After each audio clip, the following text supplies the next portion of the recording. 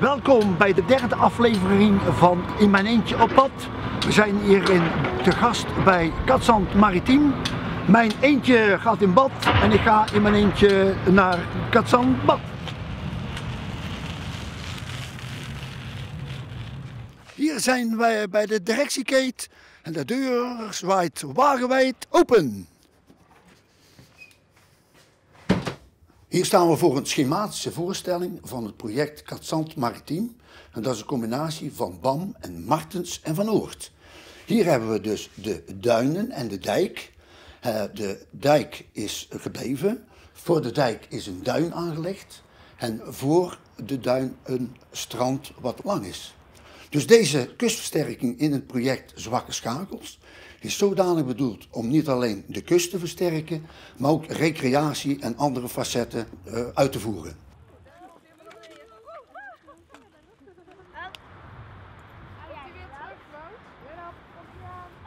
De wandelpaden en fietspaden die komen hier samen en die zijn ieder 3,5 meter breed. Een belangrijk facet zijn de 2 strekdammen. Dit is de westelijke strekdam met een hoogte van 7 meter boven NAP. En hier de oostelijke strekdam 5 meter boven NAP. En NAP is natuurlijk het gemiddelde tussen hoogwater en laagwater. En hier ziet u een doorsnede van hoe zo'n strekdam opgebouwd is. Fijn spul wat hier onderin zit, dat is natuursteen uit België en uit Noorwegen. Wat erboven zit wordt steeds groter en hier uiteindelijk de X-blocks die we buiten heel mooi kunnen zien.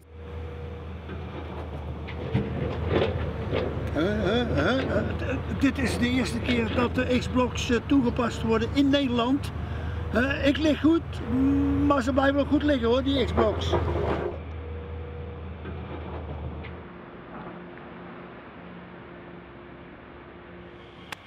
Het grootste X-blok hier gebruikt, 4 kub, 10 ton. Gaat er maar aan staan. De bedoeling is natuurlijk dat door deze grove stenen het fijne gesteente niet doorheen kan spoelen. Dus de strekdam blijft op zijn plaats.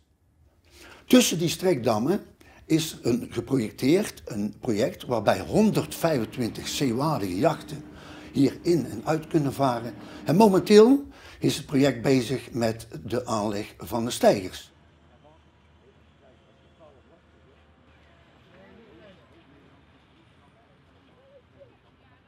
We zien hier allerlei figuren uitgebeeld, waarbij we onder andere hier een zeetribune hebben.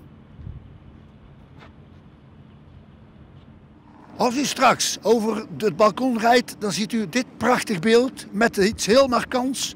En dat is de brug.